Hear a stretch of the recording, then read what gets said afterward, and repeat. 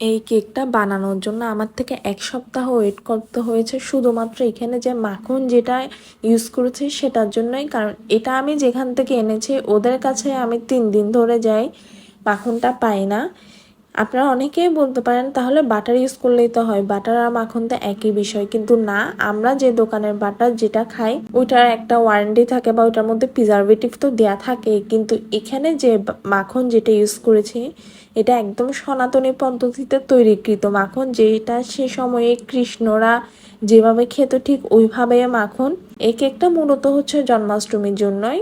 অনেকেই আছে যে কৃষ্ণের জন্য স্পেশালভাবে কেক দিতে চান, যে শ্রীকৃষ্ণেরই তো জন্মদিন, তো শ্রীকৃষ্ণ যেটা পছন্দ করে ওইটা দিলেই তো ভালো। তো এই কারণে গিয়ে এই জিনিসটা আমি আমার পেজে আনছি। এটা হয়তো বা আমিই প্রথমবার যে, এবং এটা আমি বলতে পারি এটা আমি কোনো পেজেই দেখি নাই, একদম সনাতনী পদ্ধতিতে তৈরিকৃত মাখন এনে কেক সেল করা। কিন্তু এটা আমি আনবো জন্মাষ্টমীর সময়। অবশ্যই এটার জন্য আগে থেকে অর্ডার করতে হবে, আগে থেকে বলে রাখতে হবে। কিন্তু এটার বুকিং বা অর্ডার এখন নিব না, জন্মাষ্টমীর আগে এটা তখনই বলা হবে। এই কেকটা 2 রকম ভাবে আপনারা নিতে পারেন। চাইলে কেকের লেয়ারের মধ্যে যে বাটার বা মাখন যেটা ইউজ করেছি ওইভাবেও নিতে পারেন, অথবা চাইলে উপরে যে হাঁড়িটা থাকবে ওই হাঁড়ির মধ্যেও শুধু মাখনটা নিতে পারেন।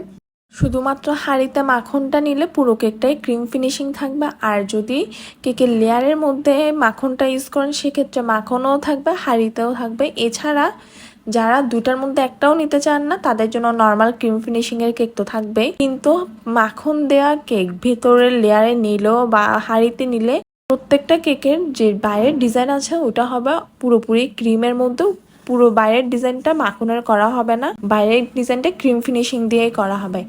এবারে জন্মাষ্টমীর জন্য 3 রকমের কেকের ভ্যারাইটি থাকবে। একটা হবে হচ্ছে হাঁড়িতে মাখন দেওয়া, আরেকটা হবে হচ্ছে কেকের লেয়ারে মাখন এবং হাঁড়িতে মাখন, এরপরে আরেকটা হবে হচ্ছে পুরোপুরি ক্রিম ফিনিশিং। সেটা আপনার হাঁড়িতে নিলেও হাঁড়ির মধ্যে ক্রিম দেওয়া থাকবে। প্রতিটা ভ্যারাইটি অনুযায়ী কেকের প্রাইসটা আলাদা ধরা হবে। এছাড়া যদি কেকের মধ্যে ফন্ডেন্ট ইউজ করেন সেক্ষেত্রে আবার আলাদা প্রাইস অ্যাড হবে। এছাড়া আপনারা যখনই এই কেকটা কিনবেন বা কেকটা যখনই টেস্ট করবেন, এরকম যদি মাঝখানে মাখন দেওয়া থাকে সেক্ষেত্রে কেকটা অবশ্যই 30 থেকে 40 মিনিট আগে বের করে রাখবেন, তারপরে কেকটা টেস্ট করবেন। তখনই আপনারা কেকের আসল যে টেস্ট সেটাই পাবেন।